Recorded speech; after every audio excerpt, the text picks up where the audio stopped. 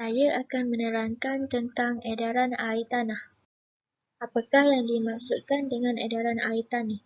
Maksud edaran air tanah merujuk kepada semua bentuk pergerakan air yang menggunakan tanah sebagai mediumnya, seperti aliran air permukaan, susupan, aliran air bawah tanah dan sebagainya.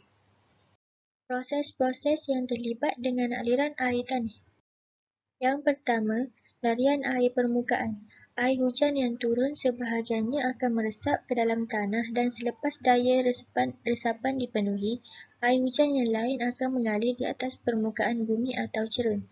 Ia boleh terbentuk apabila kelebatan hujan melebihi kadar resapan tanah. Proses yang kedua ialah resapan. Pergerakan air hujan yang berlaku secara menegak, iaitu liang-liang pori tanah atau menerusi ruang-ruang udara yang ada dalam tanah. Tanah pasir mempunyai kadar keterusan yang tinggi kerana liang pori batuannya besar dan banyak. Proses ini membekalkan air tanah. Proses yang ketiga ialah aliran air bawah tanah. Air mengalir secara perlahan melalui liang dalam batuan di permukaan. Ia mengalir kerana terdapat perbezaan tekanan dan kecerunan. Air dari bahagian atas zon tepung mengalir menuruni cerun aras mata air dan akan sampai ke lurah dan meresap keluar ke sungai, tasik atau paya. Yang keempat ialah simpanan air tanah. Air yang tersimpan dalam batuan yang boleh menampung dam atau lapangan membentuk air.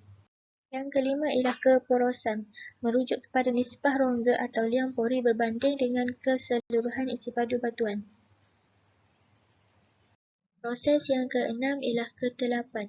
Ketelapan merujuk kepada keupayaan sesuatu jenis batuan untuk memindahkan air atau membenarkan air mengalir dan meresap melaluinya.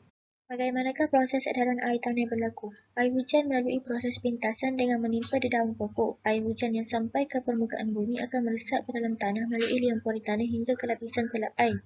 Lebihan air hujan yang tidak meresap ke dalam tanah akan bergerak di permukaan tanah sebagai larian air permukaan dan seterusnya membentuk anak sungai.